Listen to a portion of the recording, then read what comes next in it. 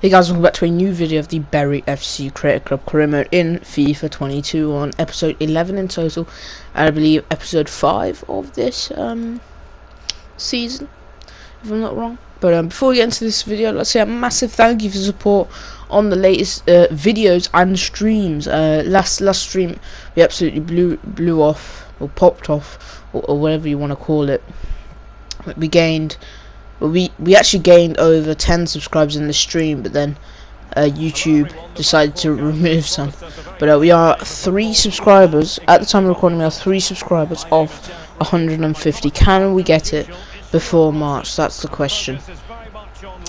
That would be massive. You know, you guys supporting me that much. Yeah, I just got to say thank you. Now getting into the episode. First game was a huge one. It was against Crystal Palace. We had a 2-point advantage at this point over West Brom, so a loss again would put us behind them. Obviously we want automatic promotion, but playoffs wouldn't be too bad. I mean, considering it's our first year in the bloody championship, it's been a very good season. The fact we're even up here battling with teams like West Brom, who are in game one, have got a really good team. This Crystal Palace team, though, the fact they are in the championship really shocked me, because they have got a they have got a Premier League mid-table caliber team, and the fact they got relegated, I don't know how they got relegated, but they are just 10 times better than the rest of the league. I'm not sure. I think they only have like 2 losses all season. So yeah, I was expecting to fully lose this game. I didn't think we had a chance with the squad we had, but overall we were actually playing awfully. Yes, they had a higher XG, but overall stats were very, very even, and I felt like we deserved to be at least I felt like we deserved to have a goal at least. For it to be 2-1, I felt like that deserved to be the scoreline, or even a draw. I felt like we deserved that, because we were honestly not that bad in the grand scheme of things. Like, we were getting chances, but I guess we weren't taking them. One chance we did take here with Edwards. He's going to play a crucial part in our promotion hopes. And next year, if we're in the Premier League, he's definitely going to play a big part in us trying to survive, or maybe be in the mid-table spots. Chances for Mighton, though, he's been excellent this year and last year. He surprisingly missed those 2-1 until this moment where Crystal Palace found the back in I think that's Odsonne Edouard finding the back in the 80th minute to make it 3-1, and to ultimately seal the deal, really. And that was the sucker punch. That was all Crystal Palace needed. But look at the stats. I mean, we definitely deserved a second goal in there, or maybe even a point. But overall, I mean, defence pretty much had a shocker. Look at the rating of Ward. He absolutely had a shocker. The only player who really got a good enough rating for me was Edwards. He's been stepping up this season quite a bit. We responded, however, with a massive 5-1 win against MK Dons, who won the who won League One. Ignore me. Who won League One last year? We absolutely hammered them. They're in a relegation fight, and we also beat Coventry. So, you know, with 1 game to go, it was actually down to goal differential. We were super unlucky. This was the final day of the season. I was like, doesn't matter if we win it, because we were probably going to play us, because West Brom played MK Dons, so I knew that was going to be a win, so there's no point of playing it.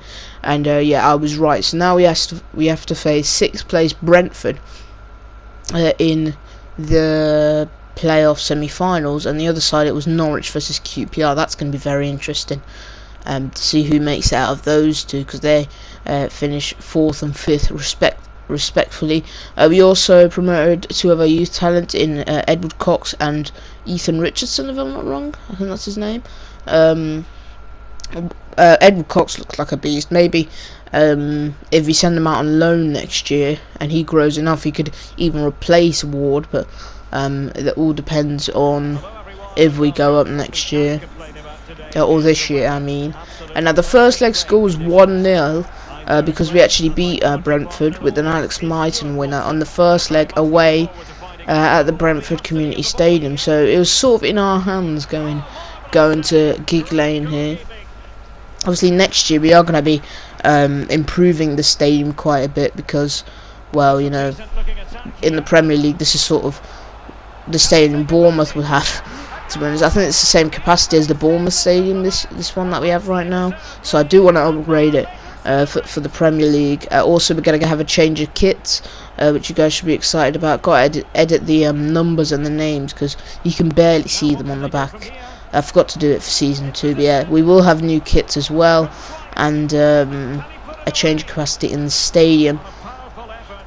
But yeah, this game, it was going the sort of way I would have hoped it to go. We were getting chances, you know, we were the better team ultimately, and it was 1-0, and you know, I felt like we were cruising to victory. Let's be honest, the stats spoke for themselves. 7 shots to 1, the XG was higher.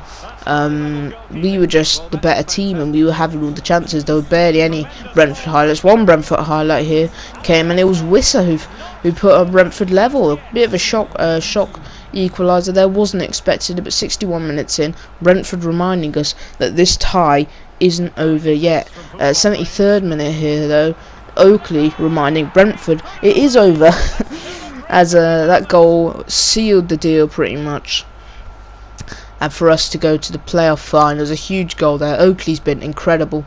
He was incredible in League One. He's incredible in the Championship. And if we go into the Premier League next year, I think we can keep him for a season or two in the Premier League. I think he's still going to do the job. He feels good as well. He's got a decent amount of pace. He's not one of those clunky strikers that you struggle to play with. And I felt like we were the better team in this game. Like, I know I'm repeating myself now, and I sound like a broken record, but yeah, we were just the better team. Ultimately, looking at the stats, that validated my point. 53 possession, 12 shots to 4, higher XG, just everything was in our favour. And looking at the game performances, player performances, we were ultimately way better than them when it came down to that. As rounding off this episode, we revealed that Norwich are going to be the team that we play in the playoff final. But anyway guys, that's the end of the episode. If you guys enjoyed this episode, please like, subscribe, and I'll catch you guys later. Take care.